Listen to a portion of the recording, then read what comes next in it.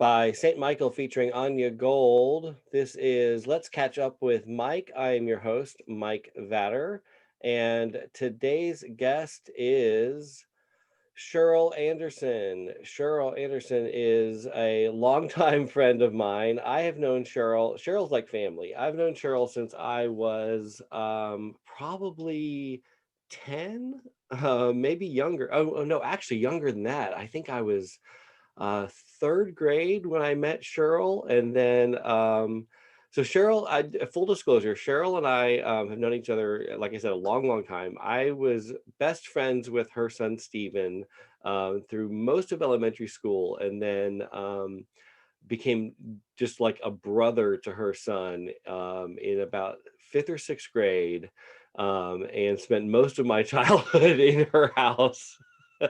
um and then life gets in the way, and her son switched schools, and I switched schools, and he went on to great things, the School of the Arts, and I went on to I stayed in regular public high school, and we parted ways, and became more difficult to see each other. But Cheryl and I reconnected after the Parkland shooting, and have stayed in touch since.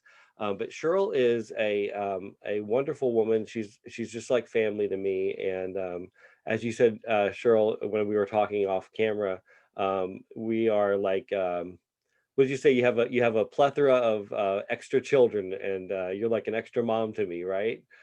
Absolutely. Yeah. So I thank you for. had one of my sons used to, when he was in, I consider him my son anyway. Yeah. And in kindergarten, he asked all the other, he says, I have a Mama Cheryl. Don't you have a Mama Cheryl? Everybody should have a Mama Cheryl. Everyone should have a Mama Cheryl. That's right. So Cheryl is an advocate and activist for so many causes, but primarily gun safety and sensible gun laws. So welcome to the show, Cheryl. Thank you so much for agreeing to be on the show. When we reconnected after the Parkland shooting, we immediately said we have to start seeing each other on a regular basis. Of course, we didn't know COVID was going to happen, and we have not been able to see each other face to face, but except for virtually.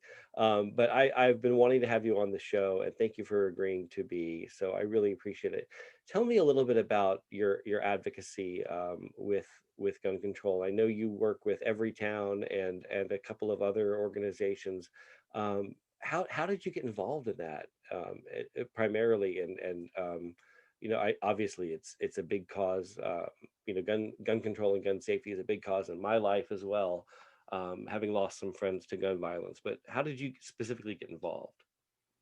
Well, it began with one of Jacksonville's most infamous cases, and that's the story of Jordan Davis. Jordan was one of my extra children. He was one of my extra children, although he kind of came to me through a back door. His mom and dad both worked for the same airline that my husband worked for. And they saw each other often.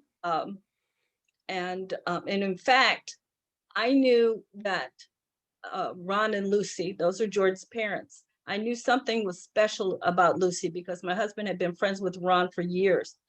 And it was guy friends. You go out and you hang out with the guys, you go to sporting events and things together.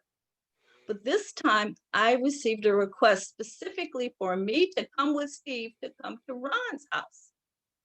And that's when I was introduced to Lucy. Hmm. And when they were married, my husband was in the wedding party. And then we sat on pins and needles when Jordan was born. Oh, And then we were all split up. Talk about being split up. The company resized, and employees were sent in different directions. And Ron and Lucy went to Atlanta, and we went to the Cincinnati area. Now, my husband, Steve saw Lucy quite often in Cincinnati because she was a flight attendant and she came through.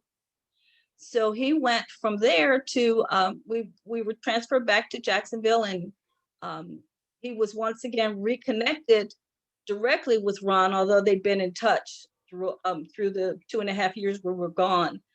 They would still been in touch with each other, but Ron but we were reconnected with Ron, and shortly after that they were divorced. And Ron was working at the airport with Steve. He was doing customer service work behind the counter, and quite often Jordan came down from Atlanta regularly every other week on a regular basis to see his dad. But because of the work at the counter and at the gates, his dad wasn't always able to meet him, and so my husband met him. So Steve met him, and they had lots of conversations on their way down the concourse, and they spent time in Steve's office. He was just, and I got to hear all the stories. I talked to Jordan today, and so he became one of our extra children. We'd already met Ron's older son, and so now we were getting to meet his younger son. And then that fateful day, we were at home that Thanksgiving. It was the very first time I had all of my children together. Oh. All of my children, all of my grandchildren, all of my extra, because my daughter Michelle had moved away to Virginia. Her husband was in the Navy, and so they all came down. And my youngest grandson at the time was just 4 months old, and we were just swapping him off. I'm holding him until he slept. Steve's grabbing him until he slept. We were just having a wonderful family time, and we really were not paying attention. And Sunday morning, Michelle and Maurice were getting ready to go back to Virginia, and the phone rang. And Steve left, and he went into the front yard, and that was a really freezing cold day. It had been raining. It was just awful. And he just said, "What?" and went out the door. I knew something really awful had happened. And that's how I found out 2 days later that Jordan had been killed on that Friday. And I tell people all the time, when our friends were suffering the worst, we were having the best of time. Yeah. And that's just really hard, not being able to be there for them. And consequently, we were with Ron and Lucy for all of the pretrial hearings, and Lucy stayed with us, and I constantly had conversations with her. We had decided we were both going to do something, that Jordan's life was important, that it meant something, that it had value, and that it was going to have an impact. And we both found Moms Demand Action right at about the same time, Moms Demand Action for Gun Sense in America. And she joined the group in Atlanta, and I joined the group here in Florida. To make a long story short, about a year later, Lucy was their national spokesperson, and I was their representative in Jackson. And actually, a year later, I was the Florida chapter leader. I was the Florida chapter leader for Moms Demand Action. Shortly after that, Moms Demand Action and Mayors Against Illegal Guns joined in partnership. We kept finding each other in the same places. So why spend twice the money on resources to our nonprofits? And money matters. Right. So we joined forces. And then shortly after that, we were giving that wonderful donation by Michael Bloomberg, and it gave us, it established Everytown for gun safety. Now, Everytown today is comprised of a number of organizations. Yes, there's the boots on the ground, Moms Demand Action. We're the ones you see in our red shirts all over the place. Shortly, and of course, Mayors Against Illegal Guns has been working behind the scenes with America's mayors and trying to get these guns off the streets. And then a newer organization was formed, which is the Everytown Survivor Network. And I, as you can tell from my sign, I am also a survivor. Right. Now that and and a lot of people don't think that I would qualify, that it would count for me as a survivor, but it depends on how you define that word. I was going to ask you, do you want to talk about that, about your personal story, or are you okay to talk about that, or do you want to? It's important. It is an important factor in understanding the Everytown Survivor Network. Okay. My story kind of explains and expands it for folks. And it's Okay. just, I'm just not even the whole story, just a little piece of it. Sure. It took Please share as me, much as you'd like. yeah, it took me nearly 4 years to accept that I was a survivor, because I thought it wasn't right that he wasn't my child. He wasn't my nephew. He wasn't in my family. So how could I have the right to call him a child, to call myself a survivor? Right. When and then we over the years we began discussing what is the definition of a survivor? What do we consider a survivor? And so of course you have the nominal experience of someone who has been shot and killed, or someone who's shot and has survivors. Those folks we understand as survivors. But when you look at the impact and the effect on lives and on people, that definition of survivor expands. Right. It includes anyone who loves, anyone who cared for anyone who was shot or even threatened with a firearm. Right. There are folks, we've seen lots of stories about a gunman in a workplace. And what people don't understand, what a lot of people who don't understand, who have not walked in the shoes of a survivor, that what they don't understand is just that little bit of an action, that fear that you develop from that happens when something like that occurs. It can cause you to lose complete trust, and it gives you very much the same things, same symptoms, the same effects as you hear people talk about PTSD. Mm-hmm. It's not PTSD because it's not the full syndrome, but you actually do suffer from trauma. And a lot of people don't understand that trauma is really important. And that's why the Everytown Survivor Network, which is a group of folks who have experienced gun violence at some level or another, they gather together. They started out as a support for each other. And now that particular network tells their story and has a great impact across the country. And they're still there for each other, Right. but it expands on. And there's even more groups that belong to the Everytown umbrella. You've got the athletes. They have their own organization. We have an organization. We have a group that handles our what we call the Everytown Creative Council. All your famous creative people you can think of. Spike Lee. The chairman is Julianne Moore. Folks that you can think of in our creative world, that we go to see. They are taking whatever actions that they can take on that. We had a business group, of businesses that have made a commitment to ending gun violence.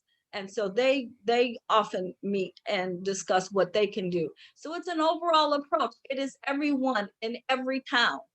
It's everywhere. It's for all of us. And that's what Everytown is about. And I'm just really proud to be a part of Moms Demand Action, which is where our survivors volunteer and where we are the boots on the ground. So how do you thank you very much for sharing that personal story and your connection to Jordan Davis. That is I can't imagine being there with the family and then the very next morning getting that news. I met Ron and Lucy under totally different circumstances. I met them after the fact. I met them after they lost Jordan. I was working at Channel 4, which is, for people outside of Jacksonville who are watching this.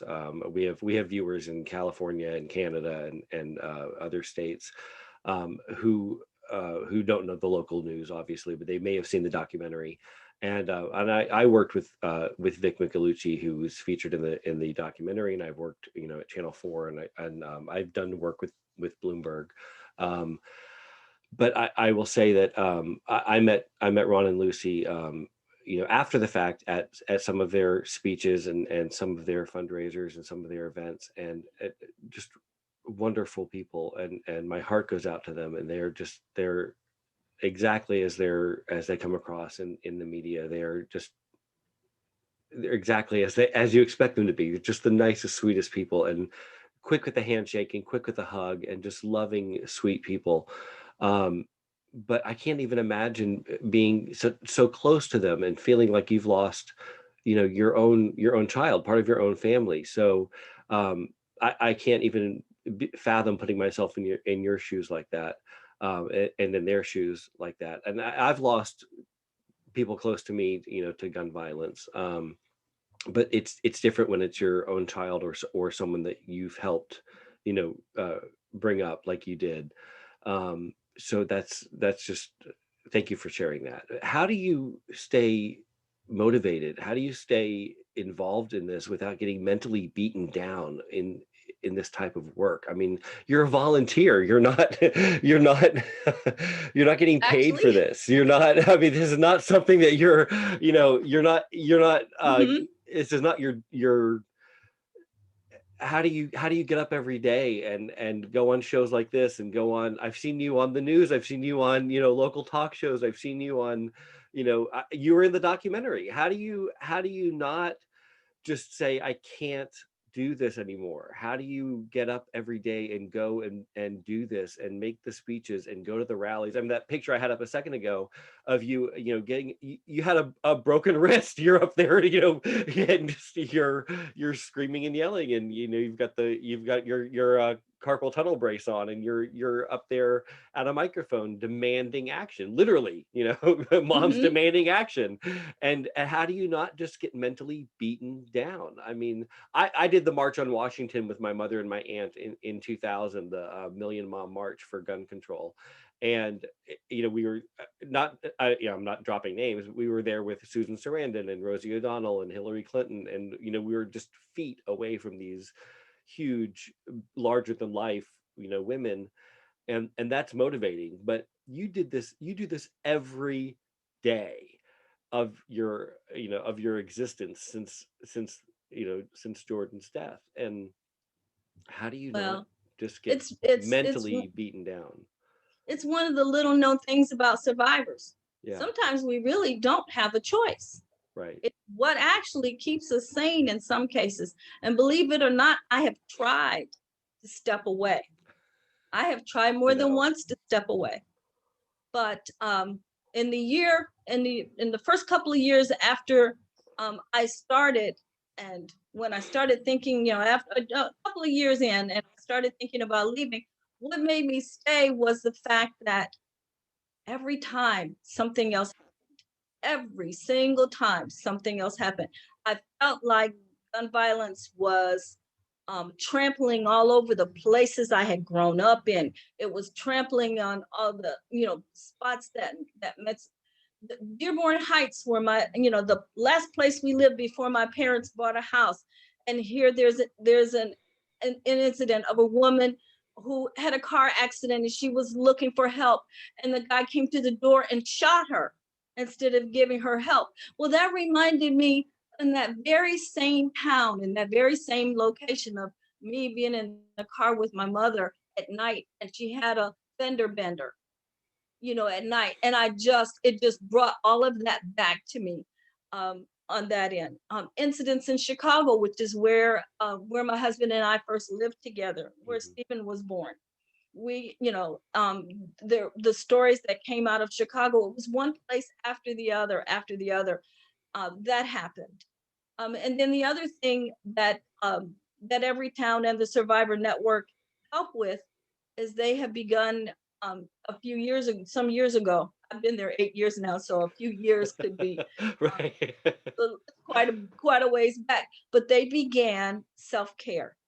They began to teach.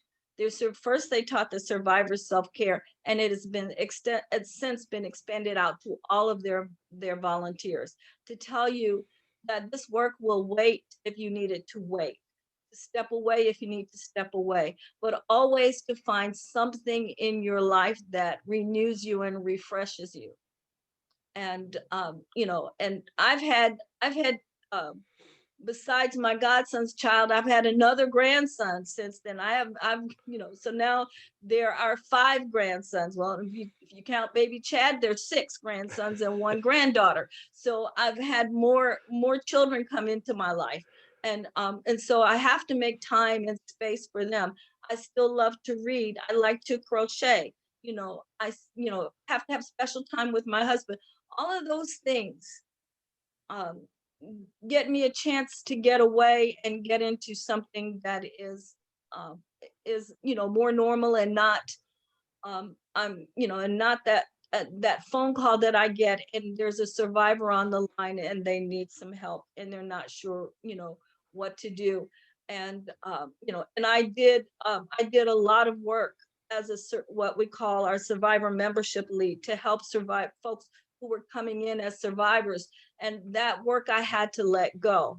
Yeah. It was beginning to take a toll on me, because it was story after story. It was pain after pain. And I tend to absorb that. And so it was like, okay, I can still do this, and I need to do this. So now what I do is, I still end up being in contact with survivors, because no matter what I do, they find me. Right. Okay. So I'm still in contact with survivors. They're going to find me, and I help them as I can. But now what I do is I train other volunteers about working with survivors, and I train survivors as well on their topics. So I do that as part of the work that I do. I've had a number of different roles with Everytown and Moms Demand Action over the years. Sometimes I've carried 3, 4 of them all at the same time, but I've done that as we've grown. And Yeah. I was there shortly after Parkland, and I spoke to a crowd of over 300 people. I was there after Pulse. I spent a week in Orlando after Pulse. And in that time, I organized lots of different groups, and we came in. I was able to get someone to come down from Everytown, and we helped to give them some background on gun violence and what they could do as they began to work together to bring changes, to try to bring change in Florida. So there is a myriad of ways that a volunteer, that any person can help. And we have things you can do that only take 5 minutes, once a week. Or we've got things, if you've got, 5 hours, or if you want to give us if you want to give us more time, there's all kinds of steps you can take. One of my favorite sayings that is that our goal as a reduction is to see an end to gun violence. And we don't know how many steps it's going to take to reach that goal. You don't know what it's going to take to get there. But what I do know is that every single step, no matter how small, no matter how large, is going to move us closer to that goal. So I tell people all the time, because they'll say, well, I was only able to. It's like, no. It's not that you were only able to. You were able to make the step. You were able to make this happen. And that's what I want people to understand, is that we can do this all together, and that phrase that we hear all the time, we are all in this together. That's another one that I use all the time, because we are all in this together. We very, very clearly are. So you were talking about, yeah, that is very true. We are all in this together, and you were talking about how people can help, and whether they have 5 hours or $5 or whatever. The join the fight. Oops, other way. Wrong way. Join the fight button here on the site. How do people find you? How do people find Everytown? What's the Well, website? we've got more than one website. Of course, we have Yeah. everytown.org, Mm-hmm. and we also have momsdemandaction.org. But And they're the also on easiest Facebook and We're on yeah. Facebook. Yes, we sure are. There are some of us are on we're on Twitter, and we're also on Instagram, so you can Yeah. find us out there. But the easiest way to have someone call you is to text ready to 64433 READY, and let them know you're ready to take a step. If you text ready to 64433, we'll get back with you. That's We will, awesome. we'll get back with you wherever you are. And we are all over the country. We're in all 50 states. and in DC. We are everywhere. I have to tell you, I'm really, really proud. When I started with Moms Demand Action, we really were in Florida. We were really a loose group of people, and Mhm. I like to tell people we had maybe 4 or 5 groups, and they were really kind of loose groups. They weren't we weren't really as defined as we'd like to be at that particular time, because this is early on in the very Yeah. beginning. And now there are more than 30 groups across the state. Wow. There are more than 30 groups. When I left as chapter leader, we had 15. Wow. So we've doubled it, since I left in that particular role. So we've got work to do. We have lots of work to do. We've got some horrible bills coming up this legislative session. So I hope folks will find us so they can send messages and make phone calls and help our legislators um, to make a difference, because and to Absolutely. make the right choices. We need them to make the right choices. Absolutely. And if they don't, they will see us come next election, just like they did this election. Actually, Good. they'll see us sooner than that. We are going Yeah. to have our annual advocacy day. We're doing it virtually, but we'll be back on advocacy day this this year on March 15th. So we'll be doing that as well. We normally would go to Tallahassee, but we're not able to do that. And so this will be our second annual virtual advocacy day. Good. I have to tell you, I'm really proud. I'm gonna give you some more statistics about your Florida Moms group. Good. The first time I went to Tallahassee, there was me and one other person. The second time I went to Tallahassee, there were approximately 10 or 12. Okay. Now when we go by the hundreds. Nice. We go by the hundreds. I cannot wait until we outdo our friends in Georgia, who they had an advocacy day shortly after Parkland, and they had so many people, so many thousands of people, that they couldn't get them in the building. They took overflow out across the grounds. They could not get them in the building. And so I'm looking forward to the time when our folks after this, because we're still building. We may not, we're doing things virtually, but I can't wait till we can get back out there and do our tabling and do our events where we talk and touch the people. Because once they talk to us and they hear the truth about gun violence, Yeah. they learn. They learn. Well, I love that the numbers of advocates are growing. I hate the reason why. Oh, And absolutely. yeah, and I have to say, do you remember when you and I reconnected face to face? It was at what used to be the Jacksonville Landing. It was after the Parkland shooting, and I saw you at your table, and I wasn't sure it was you, and I said, "Do you remember what you said to me?" I said, are you Steven Anderson's mom? Are you related to Steven Anderson?" And you said yes, Mike Vatter, and I said, I'm not supposed to be here because I was filling in for somebody else. I said, I'm not supposed to be here today. And you said, baby, none of us are supposed to be here today Hmm. because we weren't supposed to be. That shooting was not supposed to happen, obviously. Right. And it did. And when you said none of us are supposed to be here today, my heart broke because you're absolutely right. None of us are supposed to be here after any of these shootings because they're not supposed to happen. And these shootings are absolutely 100% preventable, and that's the problem that we keep having is other countries when they have these shootings, when they have these issues, they do the right thing in most cases. They either crack down on their laws and fix what's going wrong, or they don't have the issues to begin with. Um, and I'm going to move out of the way so that we can see these. This is deaths per 100,000 population as of 2010, as of 10 years ago. Hmm. Um, and the USA is consistently homicide and suicide rates by gun, And then consistently. that figure has that that graph has not changed much. No, We it's are gotten still, higher. yeah, we are still that graph. No, we're still way out there for all Yeah. these other countries, you know. And the first week in February, which is, and it's really tough on me that week because that's also the week of my birthday. Yeah.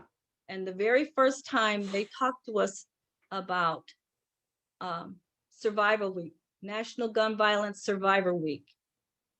And I thought, what a wonderful idea, what a wonderful idea, until I realized what week it was.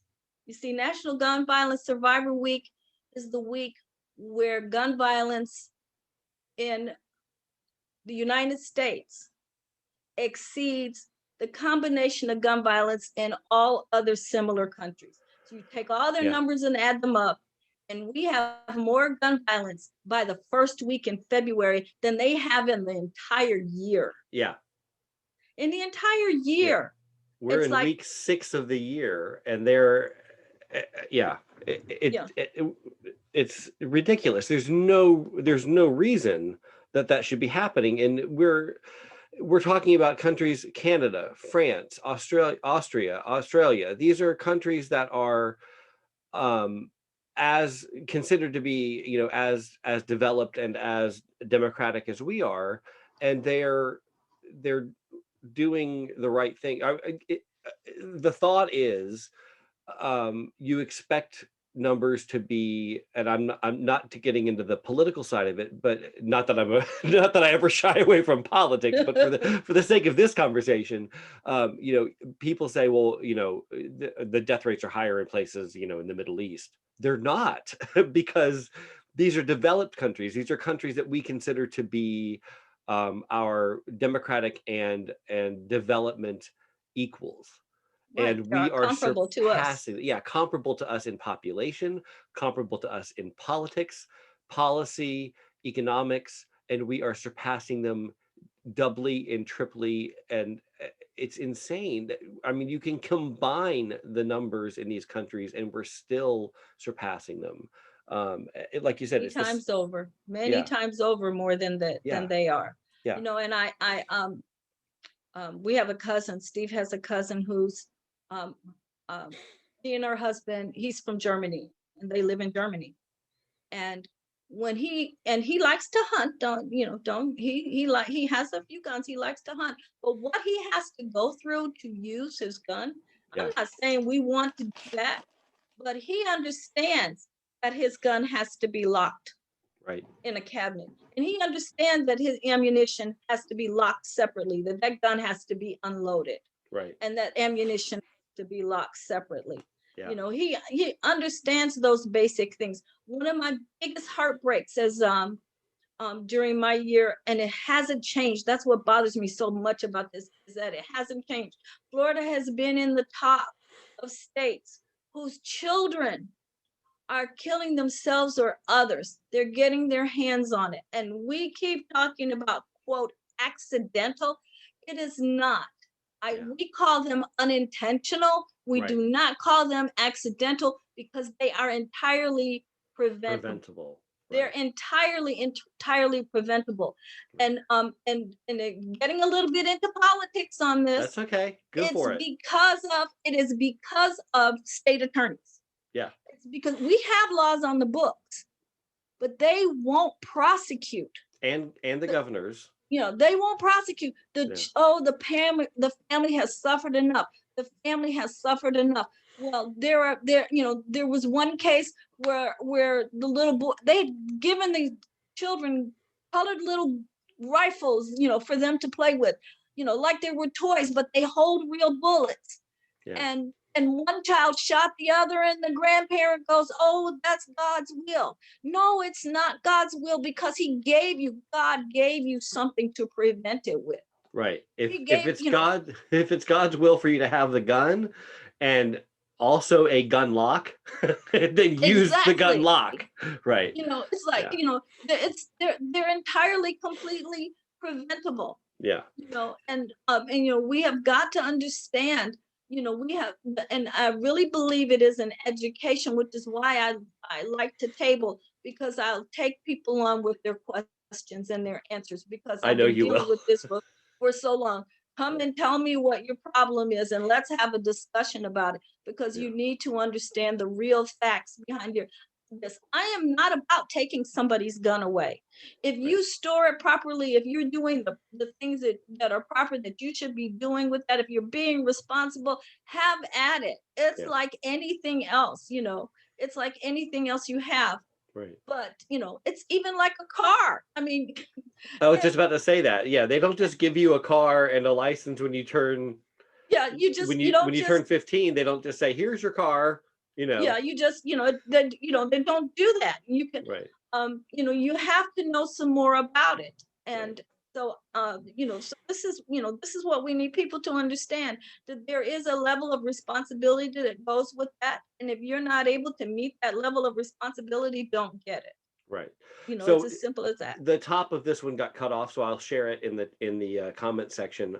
So this is satisfied and dissatisfied survey of U.S. Citizens with the current gun laws in the United States as of 2018. So it's a little more updated than the last graphic. And this is a survey done by the BBC, so it's not a U.S. political survey. It is Hmm. obviously independent as far as American politics goes, but it's a survey of American citizens, U.S. citizens. Red is percent of satisfied, green percent of dissatisfied, and yellow percent of dissatisfied that want less strict laws.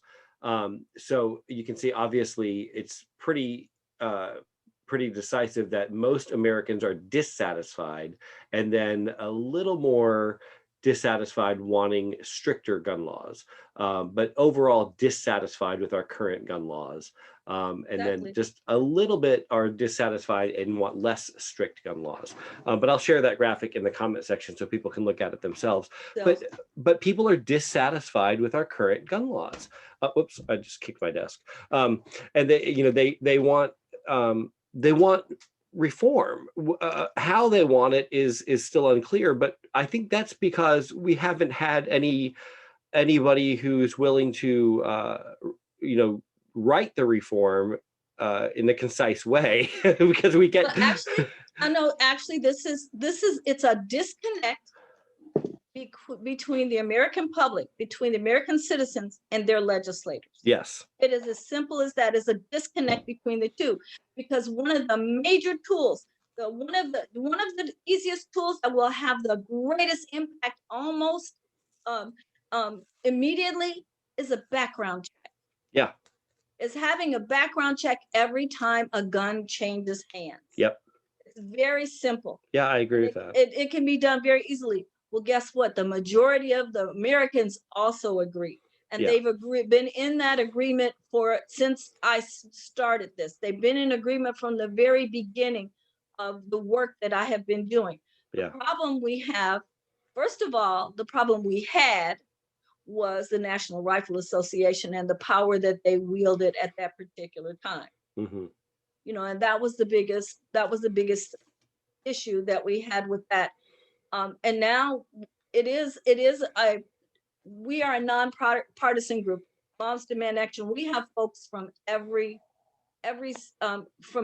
political persuasion, as you could put it. Good. We have folks in every group, and all we're looking for are candidates who will support good common sense gun laws, folks that will fight for us and will fight for this to be done. That's what we're looking for. Yeah. So, and we'll talk some more about this when we get closer to election time. You can see that Gun Sense candidate logo, which is something we've been doing for the last couple of election cycles. Yeah. So we're identifying these, and we're giving them something that they can put in their campaign material so that they can be identified by the voters. So that our voters can go out and understand that, a lot of people are single issue voters. Right. Some are single issue gun voters. But what I like to do is say, you want an elected official. You want an elected official that is more, it's going to do more along the lines of what you would like to see done, and you want one who's going to go against wishes.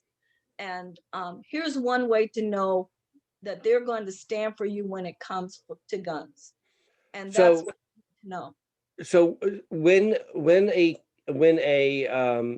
just because it's a question I really don't understand the answer to. When a background check is done at a like a gun show, um, how does that how would that happen? Because that's not something that can be done on the spot, right? Is that still a 3-day or 4-day process, or They're usually it usually takes well it usually takes it can take a few. It's not a three. It can take a 3-day process. This is the okay? way it works. Um, a federally licensed gun dealer Hmm. is the person that usually has access to it's NICS, and I always mess up the actual name for it, but it's National Instant Background Check System. It's something Okay, like that. And sure. it's something along that line. It's called NICS, and they have access to it so that they can run a background check. Hmm. Now, some will come back quickly, and some take longer because this is another way the NRA really stuck it to us. Okay, Right. this is another way they stuck it to us. You know, all this wonderful electronic stuff that we have around here where your documents can be done and your records can be put in electronically and you can Right. do a really quick electronic setup. Yeah. Well, the NRA got their folks together and decided to make it mandatory that those things not be done all that electronically, that a lot of that Ah. stuff has to be done by paper. So in some cases, like in the case of the young man at Mother Emanuel, Oh, when okay. when he went for his background check, Right. um, they had to go deeper to look. And if it takes more than 3 days, then the gun dealer is automatically able to make the sale. Then later on, after the sale's over, then you find out, oh, well, this person shouldn't have had a gun to be. There's nothing you can do at that particular point because there's no Okay. provision for that. So you see how it goes. If they can't find your information, especially if you're in more than one state and they have to look through data for more than one Right. state. So a national database uh, should be a universal database should be implemented then as well. The database needs to be, it all just needs to be updated a little Yeah. bit, Hmm. so you don't have to go out and dig through some papers to find some Right. information. That needs to be updated, and then it's not required everywhere all the time. Right. And we need to make that happen. And then Yeah. the other part of that is the states that don't bother to send in their information. Right. Yeah, So, that's something I know, that the gun show thing and the selling secondhand and third party, that's something that people who do have an issue with the stricter gun laws, that's something that's a stickler for them, and just something I never really understood. So I appreciate you trying to clarify that. So yeah, most of um, them can happen really quick. Most of yeah, the background checks are going to be fast. yeah, They're, vast majority of them are going to be quick, yeah, and you can do that, and because we have we before COVID, that's something that we were working on. But actually, before Parkland, that's right, something that we were working on was to get Florida to have a requirement for background checks, and there was some controversy because folks thought that individual cities or counties could not make that rule since they made us in other words, going to leave me, um, but Florida's Florida's system when it comes to gun laws requires that they be implemented via state law. Local group municipalities are not permitted by Florida law to implement their own gun regulations. okay, That's where the problem came in. And with an exception, because the people of Florida voted an amendment. We approved an amendment to our law to allow them to require background checks in right, local areas. But what has to happen is those particular municipalities now have to write and implement that law. right, And that is where our problem came. There was some confusion about whether they could do it or not. And then some of them just elected that they did not want to do it. This is what got where we what happened with I can't think of the name right now. One of our folks actually was sued for not. I think it was I think it was the mayor of Tallahassee. One of the mayors of Tallahassee was sued because they refused to repeal their laws, Okay. and actually won the lawsuits against see, I have so many names floating through my head. I That's apologize okay. for No, no, things, no. but I That's will okay. forget little bits and pieces of details because I've got 8 years worth of details floating around No, in that's my head all okay. the That's time. okay. And You know, so and it feels like eight years sometimes feels like it was yesterday, and sometimes it feels like it was 100 years ago. like I'm So buried under, some of yeah. this information I'm absolutely buried on. And sometimes I have to look it up. Andrew Gillum, that's who it Oh, was. okay. Gillum. Yeah. He was mayor of Tallahassee, and Right. he beat them. He beat them more than once Yeah. because they wanted to. I mean, come on, who wants to have firearms in the park when your kids are playing? Right. And something that you do that I really appreciate, you focus on, and I think you do it deliberately. I really do think it's deliberate. You often will not mention, no, I think it's actually very intentional. You don't mention the name of the shooters. You focus on the name of the victim. We need to When honor those Yeah. victims. When you tell the story, you talk about Jordan. You don't talk about, and I won't say their names either, out of respect. I mean, I will in certain contexts, but Yeah, today I'm not going to. yeah, I did Um, that in a yeah, recent discussion I had. yeah, I'm most definitely said yeah, his name, but the yeah, point is that there are a number of folks out here who are shooting. yeah. That's what they're looking for. Right, They're looking for somebody right, to say their name all right. the time. I'm going to be the one You'll up there. mention Trayvon, and you'll mention Sandra, Exactly. and you'll mention, but you won't mention the person that killed them. And I think that's really important. Yeah. And I think you'll mention Brianna, and you'll mention, but Hmm. you don't mention the person that killed them. And I think that's really important. Now, I do think when it's a cop who got um, who's the killer, and they didn't get charged. To me, I think that's important because I think other cops need to hear that name and know who they're working with. But Exactly. that to me is a different context, and sometimes that's a different conversation. It But is. yeah, but today, for the sake of this conversation, I think it's really important to honor the victim, like you said. So I appreciate that, and I wanted to point that out to anyone who's watching this, to say, why she keeps saying, that person in that town, and that person at that city, and she's not saying their name. And I thought, I wonder if people are picking up on that. So I wanted to make sure that that's something that I pointed out. I try Yeah, not to do that. I try to give the attention to the yeah, life that is no longer here, to that right, empty seat at the yeah, table, as they say, to yeah, because there were things that they should have done and yeah, should have said and should have seen, and we should have enjoyed their company, right. and we can't enjoy their company anymore. So that's a really important fact.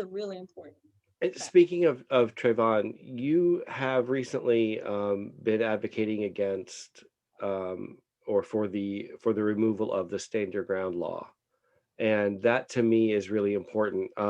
I don't have a personal connection to it, the stand your ground. But it's something that I just have not been able to wrap my brain around.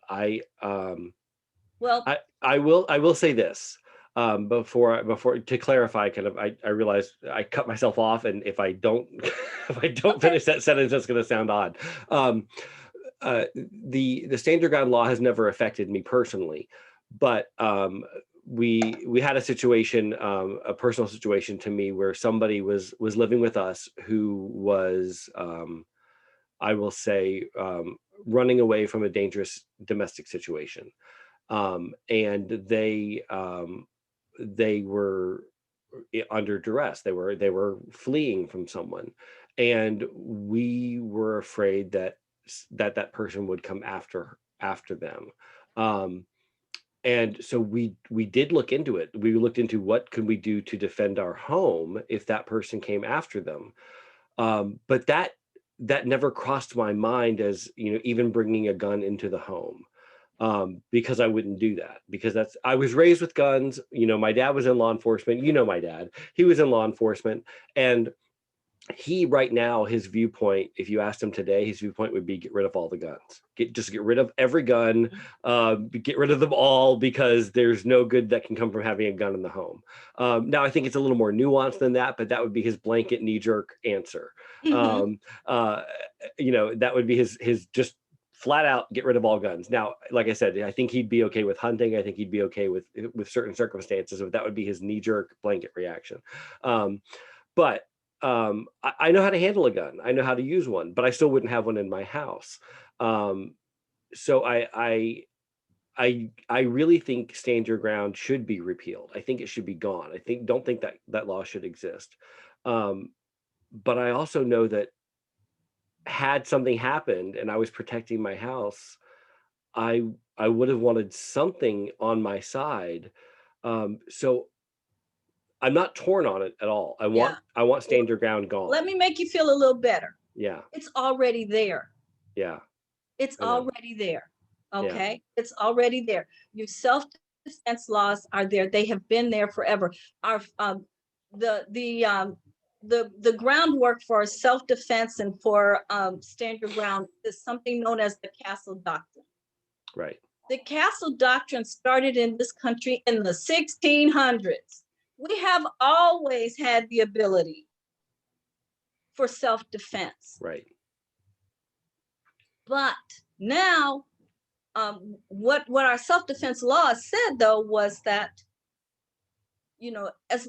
that you have a right to defend yourself, but you also have a duty to get out of the way if you can. right, You have a duty to retreat if it's at all possible. You think of it from the standpoint of you're trying to save lives, and right, everybody's angry at this particular time, or they're at least in some sort of heightened emotional state if they're doing this. And the idea is the preservation of life. right, If you have to, you do it, but if you can get away, why stand there and go through that?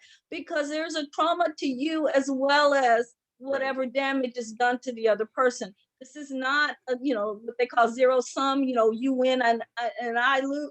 right, No, it doesn't work that way. No, this is not that. It's everybody pays a penalty for right, this. But the Self-Defense Restoration Act, which is what repeal stand your ground is actually called.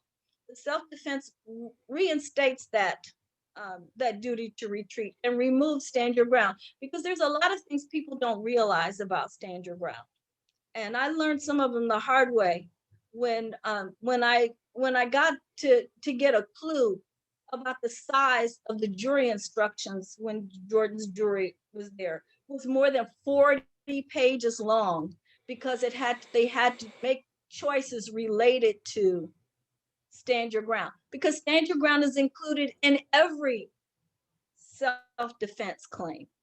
So every time somebody says they were defending themselves, whether they've been given if they've been given stand your ground immunity, for those who you may not understand, what it means is that if someone can claim stand your ground, they'll have a hearing and they can be given immunity. Okay, which means that they don't go to trial, they don't have anything else, the case is over, that's it, they are immune. Now, let me tell you just how insidious this immunity is. If you're defending yourself and you went and you stepped foot outside your door and you fired and that bullet went through the window and hit the lady across the street and killed her because you were shooting at because of someone in your house, but that bullet went out and got someone else. Once you receive that stand your ground immunity, that lady's family has no recourse. That other person out in society where your bullet landed, they have no recourse. There is no wrongful death suit. There is nothing that you're able to recover. Somebody else was working to save your life, so oh well, you're just out of luck. that to me That's is so ridiculous. I mean, that to me, so where does that go?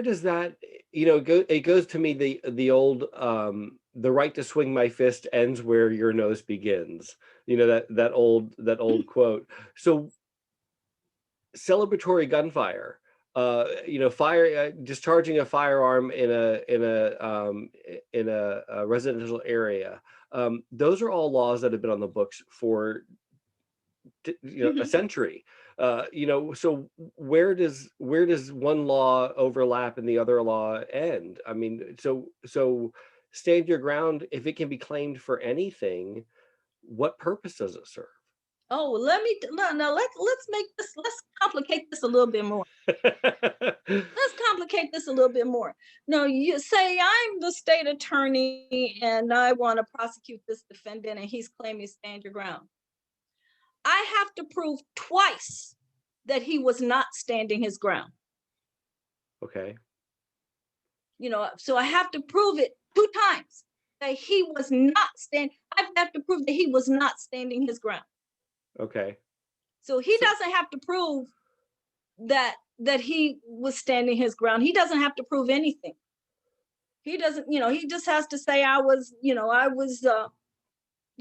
felt in fear of my life, and so and let's add that little piece in there too. So if you rob a bank, it only has to be proven once. If you steal a car, it only has to be proven once. If you steal someone's mail, it only has to be proven once. But if you stand your ground, it has to be proven twice. And it's not that they are standing their ground. You have to prove the negative. Right, that they didn't.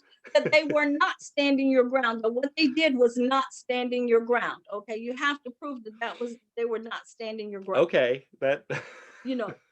So it's like, wait a minute. So you have to prove that they were not standing their ground, because you have the initial, and then you have to prove it again. They're requiring our that was the most recent modification to stand your ground. Okay. Was to take that, because apparently some people thought that it gave the prosecution too much power in order for them to go to court and prove that and for them not to have to prove that you were not standing your ground. And by the way, you do not have to actually be threatened. You do not have to you just have to believe you are threatened. And like I told the folks, ridiculous. Like I told the folks the other day, I said, this is especially racist and discriminatory. Right. Against people of color, especially Black men who are considered dangerous just for breathing. Right. They're considered dangerous just for breathing. So if you've been taught all your life that Black men are dangerous, and then here's this Black man, oh my God, I'm scared half to death. I'm fearing for my life. Shoot. So we live in a society where and I know this, having multiple honorary children of multiple races. There was a woman in Target. I can't remember what state it was in. I just saw it the other day online. She's a foster. She and her husband are foster parents, and she brought one of the foster children she and her husband have adopted now. And the child is white and she and her husband are Black. And the child is 3, I think, just turned 3. So basically a toddler. The little boy had to use the restroom. So she's running with this baby through Target into the restroom. Did you see the story? No, I haven't. She's running but I can understand it. She's running through Target with this baby to get to the restroom. She runs into the restroom. She takes the baby into the stall. They do their business, and she comes out of the stall, and 3 white women have her cornered at the sink. Mm-hmm. And one of them grabs the baby from her and says, "Get," and it tells the other 2 women, "Get her." Oh, I have no. What would you do? I have no. Someone snatched your baby and grabs you. What would you do? You're going to fight them off and grab your baby. Oh, exactly. Oh, let me tell you. So in the process, she breaks the woman's arm because she shoves her to the ground. She grabs her baby and she runs out of the restroom. And by now the cops are coming. Well, one of the cops happens to be her husband. Oh, goodness. So she says, they tried to steal my baby. They tried to steal our baby. So now the husband is pissed. He's like, who tried to steal our baby? Mm-hmm. Well, and then the woman whose arm she broke has the audacity to say, I won't press charges if you won't. Oh, yeah. you better believe they pressed charges. Oh yeah, absolutely. Sued that woman. But because there couldn't possibly be, I mean, let's just pretend it's not possible for a Black couple to adopt a white baby. Let's just pretend that that's not possible and say she couldn't have been the nanny. She couldn't, there's no way she could not have been the person in charge of that white baby. You just Oh, let me tell you, immediately jump to kidnapping. my multicolored family. Okay, my multicolored biological I family.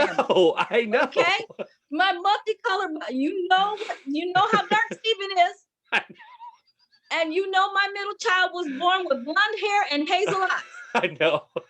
And my husband is this gorgeous chocolate brown color. I know. And plus all of your honorary family. Children, they are all different. Let me tell you how far this goes back. I describe my grandmother as Hershey chocolate brown. Okay, she was gorgeous. I knew the story would set you off. I'm laughing in advance because I knew the story would set you off. And my grandfather could have passed for Harry Carey's brother. Okay, Chicago's Harry Carey. Oh my God. He was a mixed race, he was a biracial child. White hair and clear skin. He had dark hair, but if he had decided he wasn't Black and wanted to be white, he could have done that. Okay. Oh my gosh. And so here's my grandmother in Virginia in the 1930s, pushing my uncle down the street in the stroller. And up come the baby, the ladies hollering, "What the heck are you doing with that Jew baby?" Oh my God. Let me tell you that this society, let's go a little closer to that. Yeah. Michelle, my dear sweet Michelle, went to, they had a 6th grade luncheon and her dad came with her because the parent was able to go and I was at work. So daddy went with her. The teacher kept saying, "Are you sure that's your daddy? Oh, yeah. Are you really sure that's your dad?" And she said, "Yes, that's my dad." And even after we moved away, my youngest daughter is this spitting image of her daddy. Yeah. She is the spitting image of her dad. And so you have Michelle is blonde and hazel-eyed, and here's Amber with that, darker skin and that and darker hair. And they were in school together, in high school together when we were transferred away. And most of the folks in the school had no clue they were sisters. Oh, I remember people asking Stephen if Michelle was his sister. Oh yeah. Yeah.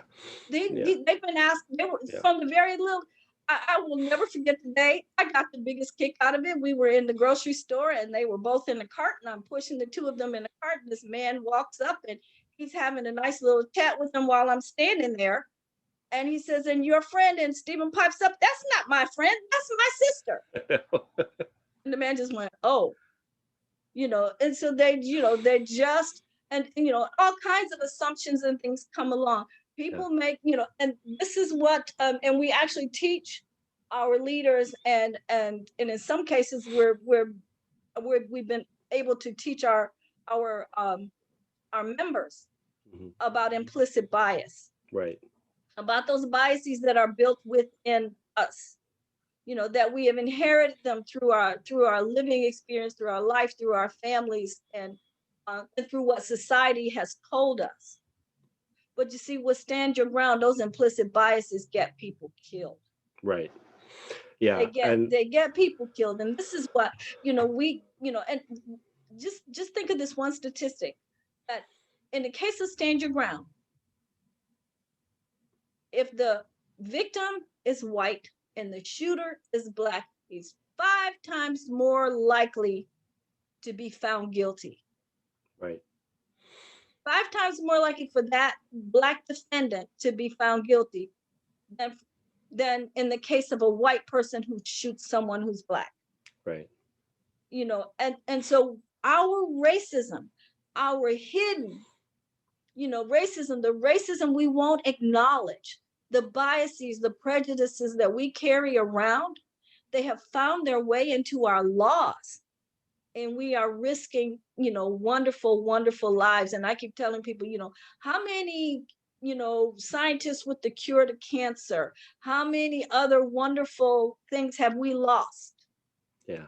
Have we lost? How much ability has been completely destroyed because we wouldn't do common sense things? You don't tell someone it's okay to shoot when they're at at a time when they are the most, when Right. they're at their worst. You Yeah. just don't do that. How many future world leaders, how many future generals, how many future presidents, how many future, like you said, scientists, and it's And just heartbreaking. loving Teachers.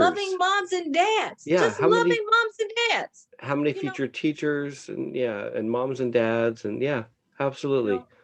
and the other thing, just to make sure people really clearly understand, this is not those terrible things out there. When we're talking about stand your ground, it also says that you have to have that gun in a place that you are supposed to be, that you're okay to be. Right. So you can't be someplace you're not supposed to be, Right. like robbing a bank, and then they're shooting at you, you shoot back, and you want to claim stand your ground. That doesn't Right. work. Yeah. You have to be in a place that you're permitted to be. I like to be as accurate as I can with information, so that was a little piece that I left off with that. I just there is no, when we already have, and it's almost like I was meant to be here to talk about this topic. It's really strange because I first learned about the Castle Doctrine Hmm. and what it meant when I was in the 8th grade. It was a discussion that I clearly remember to this day, because the discussion also had to do about the amount of force that could be used. Mm. But I remember that discussion very clearly, where we talked about it, and we talked about the Castle Doctrine, and that you're allowed to defend your castle. Right.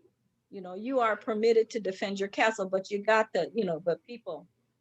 Well, like I said, we had researched it, and I knew about the Castle Doctrine, and I knew about Stand Your Ground, and I was kind of leading you down that path, and I knew that you would go that way. I was leading leading the witness, as they say. But I knew that was what you'd recently been talking to people about, but my concern with the general populace is that a lot of people think that the Stand Your Ground law replaced the Castle Doctrine, and Oh that's yeah. scary. And That's they think frightening. it's something that's going to keep them safe. Right. But I want to remind them of Marissa Alexander. Yes. I want to remind them of Marissa Alexander. Yeah. Stand your ground was the law of the land when she took those shots. Yeah. When she took those shots, and they did not hit anyone. Right. Right. And she was terrified, and she was defending herself from a man who would talk about domestic violence, a man he actually said, you believe this? He actually said, it's in the record, where he said, I always beat my women. Right. I know. And then you're going to tell me this woman was not standing her ground and defending herself? Right. But she's a woman defending Yes. herself against a man. And she's a Black woman on top of that. Right. I was about to say that. and the laws are written to favor men, even if both parties are Black, the man will be the victor over the woman 9 times out of 10. And these, back to implicit bias. Yes. Or what people think. Yeah. Back to that implicit bias and what people think and what they were taught when they were young, and because it's hard to overcome some of these things.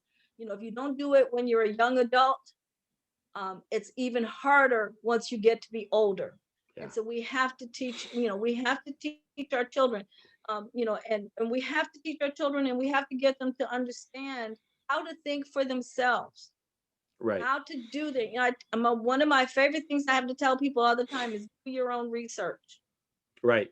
Yes. Don't believe what people just hand you. Do your own research. Yeah.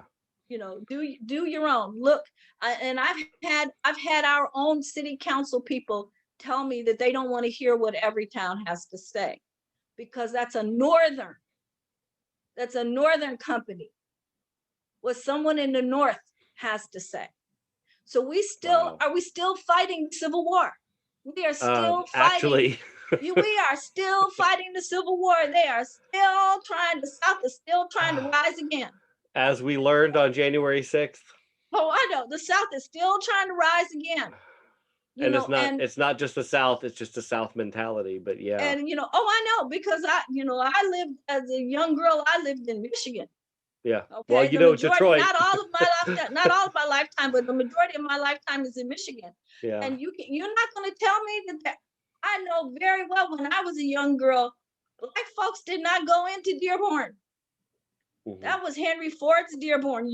Black folks did not, you were not going to be rented a place to stay, and you did not want to find yourself in Dearborn. Yeah. Now, just look how time is changing though. Now Dearborn is a Muslim haven. Yeah. So time does change things after a while. But of course, those folks moving in there, they didn't look Black, did they? They didn't look Black, so it was okay to rent. People, but what I love about now is our children. Our children have learned. Mm-hmm. Our children, your generation has learned, and now my oldest grandson will be 18 this year, and this is the year when there are more children of color. There were more children the first year than there were more babies of color born than there were white babies. Yeah. And so that means the new voters this year, there are going to be new voters of color coming in. But these voters of color have been going to school with their compatriots of every color. Yes. Except for the ones that are in you still have the little enclave of folks that are in your little private school, but these are folks of color. So you're going to have children who have a whole different point of view from what their parents have. And they're tolerating their parents, but now they're getting ready to come into their own. And that tolerating is not going to exist. And that's why we're seeing what we see, I'm sorry to say, with the Republican Party. That is the fear. Mm-hmm. Yeah. One of my favorite hashtags is fear rules reason. Mm-hmm. They're not thinking about what they're doing. They're just trying to smash people down any way they can to keep from having their culture being changed. But the problem is that there's too many of us, and the time is not on their side. Right. And this is very much like the attitude in South Africa just before apartheid was ended, when they knew the end was coming, and they tried to pass all kinds of laws to give extra rights to white people. You segue so nicely into my next topic, and we are going to run over, but that's okay. If you've got the time, I've got the questions. So I want to. I'm gonna skip a few questions because you just segued into my next two topics here. So I'm going to ask you a couple of questions from my next two topics, and then we're going to wrap up. So because I know we're going to go longer. Every conversation you and I have had. I talk a lot. But you're a wealth of information, and you're one of my favorite people. So I have to talk to you. As little time as you and I get together, I'm gonna squeeze that rock and get every bit of water out of it I can. So we're wrapping up Black History Month. And we have been talking about, we've been touching on it the whole conversation, but you just segued right into it. I know my answers to these questions, so I'm going to ask you your questions. You see who your answers are. Who is a figure from Black history that we don't know enough about? And I want to know what your answer would be before I tell you mine. Oh, there's so many. I know. And I have to tell you, there's all kinds of little people who've done such wonderful things and that we never find out about. But the one that still it got to my husband, and it still gets to me a little bit, and that's a man by the name of Mansa Musa. Okay. If we think we have millionaires now, you need to research Mansa Musa. That is not what I would have thought of. I know the name, but I want you to tell me why. Tell our watchers why. Just think about that. This man is, if you take what he built and the amount and the value of his estate and what he earned for his country, he was a leader. Yeah. He was a leader in his country, but if you think about what he did and in Africa, in his African nation, Hmm. he is actually the wealthiest man that ever lived. Okay. He is the wealthiest man. If you take what he was worth at Yeah. the time he lived and you convert it to today, he's beyond anybody we've got out here. I So didn't think about he that. can leave Gates behind. He leaves all of our big billionaires. He leaves them in the dust. That's He a is good the point, because he is what we do learn about him, I don't even think I learned about him in school. I think anything I've heard about Mansa was in, I guess, in self learning. Um, would be, I guess it would be all. I guess you're right. I guess it would all be converted if you adjusted for inflation and you converted, it would be in the hundreds of billions. yeah. And he and but his and not only did he prosper, but his people prospered. Oh yeah, absolutely. And that's the point. Not only did you can make all of that money, but all of the people who are around Right. you can live well too. That's the point of what he did, was that Yeah, he spread it out you know, and made, without it being a communistic or socialist society. He made it, he shared it with people who needed it. yeah. So so we have to, think about that when we live in this world and what we're trying to do, that we can all we can all have an effect on other lives. I've tried, I come from a family history of that. Um, I still remember the stories of my great grandfather's Mhm. closet.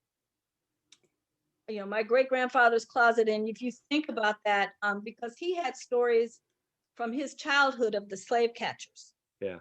So clearly his father lived at a time when there were slaves, and there were always he had a closet where there were clothing and things. If somebody came to the door and you could see that their shoes weren't well or they didn't have a coat, he could go in and get out of that things that nobody could use or wear anymore. And it's like, hey, put this on. And so I come from a family who we have always, in some way, shape, or form. Now, don't get me wrong, we're not foolish. We didn't give away everything to everybody, and we suffered. Right. I tell my children all the time, you can help your friends, but you got to remember you have to be able to take care of yourself too. Right. And so you have to take care of yourself first, and then what you have, you give to others. Because what I say, we're all in this together. Yeah, Right. we're all Build in a this longer together. table. Yeah, we're all in this together.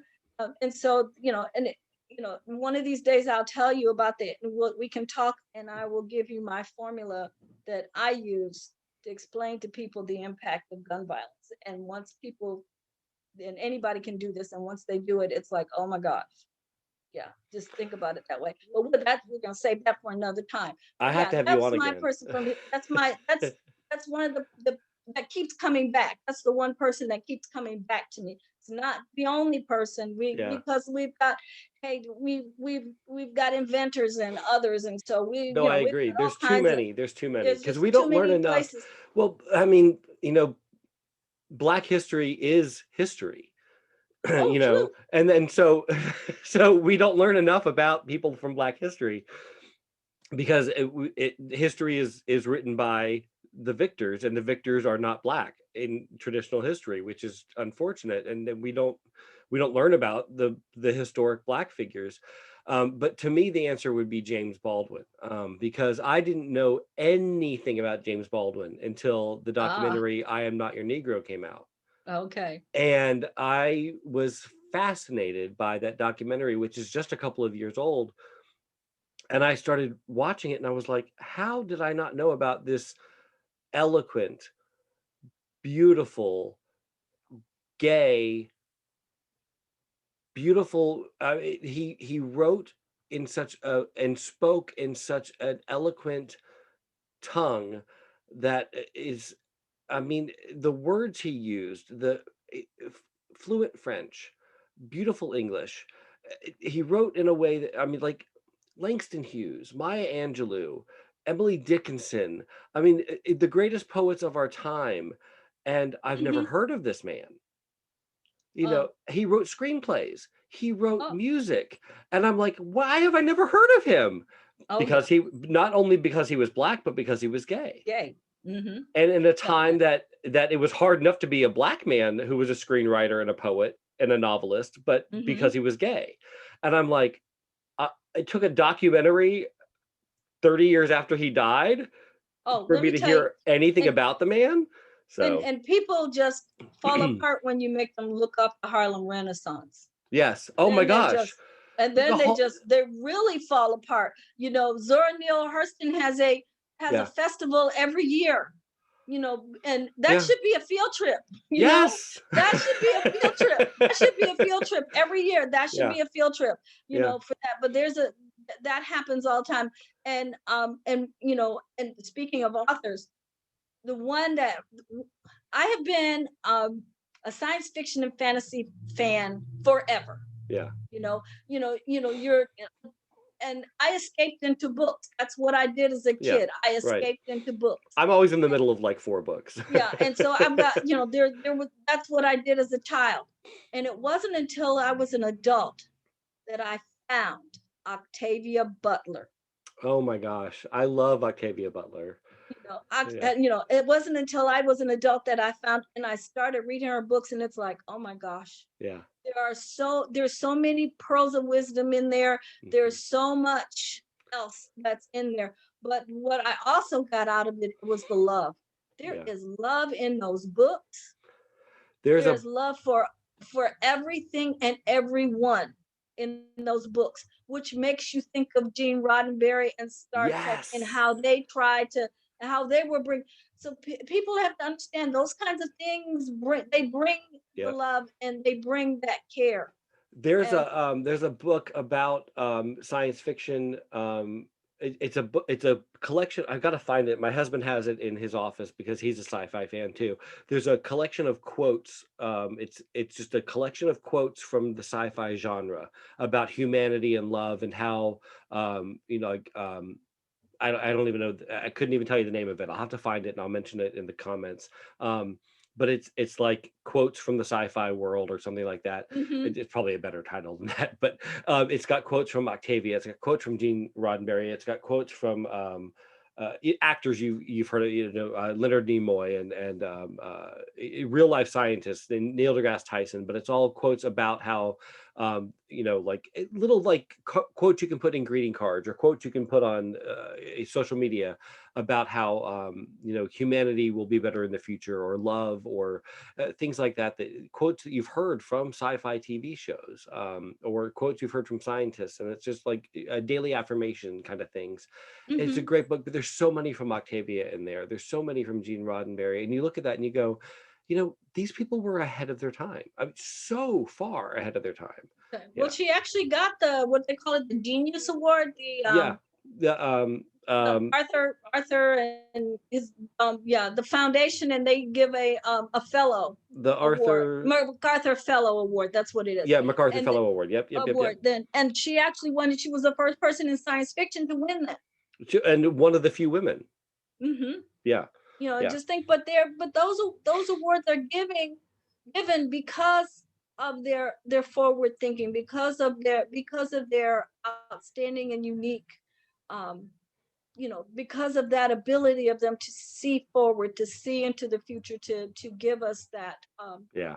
that edge that we need to have. And Yeah. so, we just have to keep teaching our children and pushing our children to think for themselves and to think about the future.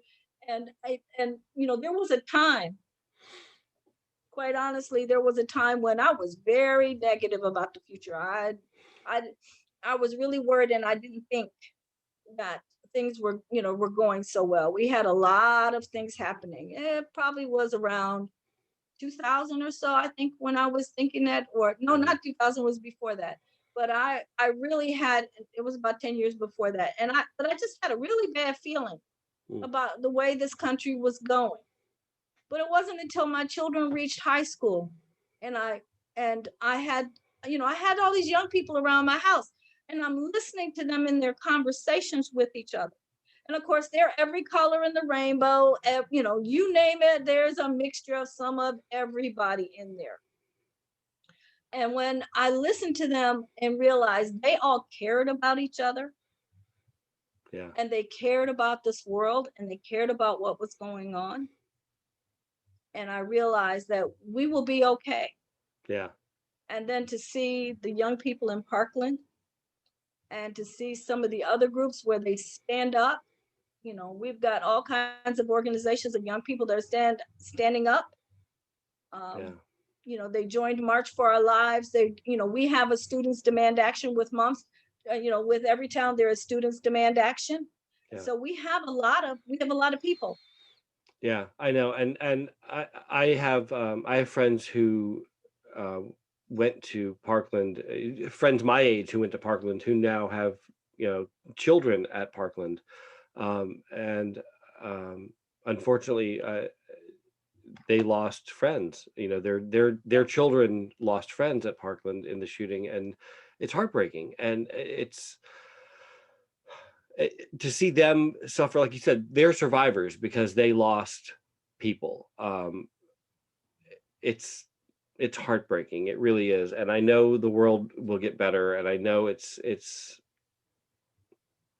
just too much sometimes to watch the people that you love suffer and you can't do anything about it. And I know the future will get better. And I really do know it will. Um, it's something I don't talk about a whole lot because like you said, it's hard when you're not the person involved in it yourself, but you feel close to those who um, who were there. The infamous shooting at the GMAC building here in Jacksonville. I was not working at the GMAC building, but I was working at the building next door when that happened. It was it my first corporate job? I guess it was my first corporate job. Oh I my was, goodness, we were right next to each other. yeah, I was at the building next. I was at the building I on the was other side. Yeah, I was on because I was working at American Trans Tech at the time, and I could see GMAC from my Yeah. office window. Okay, well, if you were at American Trans Tech and GMAC was here, I was on the building on the other side. I was working for a healthcare company on the other side. So, yeah. So when that happened, I was on the other side of the building, other building on the other side, and it was frightening. It was up until that point, it was the scariest day of my life because you didn't know what Mhm. was. I'm sure you felt the same way. Where was that going to go? Which direction was it? Was it going to spread? Was it one person? Was it 10 people? We didn't Right. know Yeah. what was going to happen. Where was it going to go? Yeah, it was terrifying. So yeah. But you see that has left an indelible mark on you. Oh yeah. It has left and what people need to understand is this gun violence is leaving marks everywhere. Yeah. And some of those marks you can overcome, Yeah. but others you can't. Hmm. There are mothers out here and their children have been gone 3, 4, 5, 10 years. Hmm. I've spoken with people. It's been 25 years since their loved one was gone, but it could have been yesterday. Right. Yeah. Could just as well have been yesterday. And so we have to. I try to leave people with this thought, and that is that we all need to stand up and stand by our survivors. If we stand up and stand with our survivors, there are more of us than there are folks who are thinking the other way. Yeah.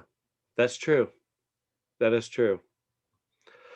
Okay, well, I thank you so much for being on the show, and that is a great thought to leave people with.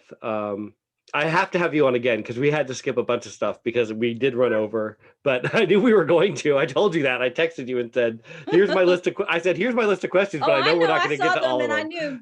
So we're No, not going to I get to all knew. of these. And especially when it comes to gun violence, once I get started, you really have to cut me off, because if you don't cut me off, That's good. I can.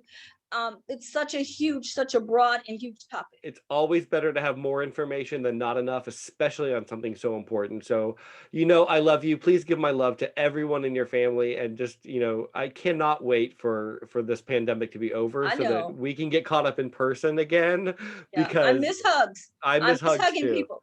I You know, miss hugging people. I miss hugging most people. There are obligatory hugs that that is not happening in my life anymore. No, Once no, I don't do obligatory I'm hugs. not doing that If I'm anymore. hugging, let me tell you, you get a hug from me, you know why you're getting a hug. I used to give obligatory hugs, but I've learned in this pandemic, my hugs are No. precious. Oh no, absolutely. My hugs are precious, and I am not just going to give them away anymore. No, they are. They have always been. Just people didn't realize they have always been. That's true. That is, you know what? That is very true. I love Mhm. you. Please give my love to everyone. And I yes, love you too, the and I can't future. wait to see you. Yes, ma'am. The future is bright, and we are all going to be there for each other because we are in this together. So thank you again, and let's catch up soon. Take care. All Love right, you. you too. Mwah. Bye bye. Bye.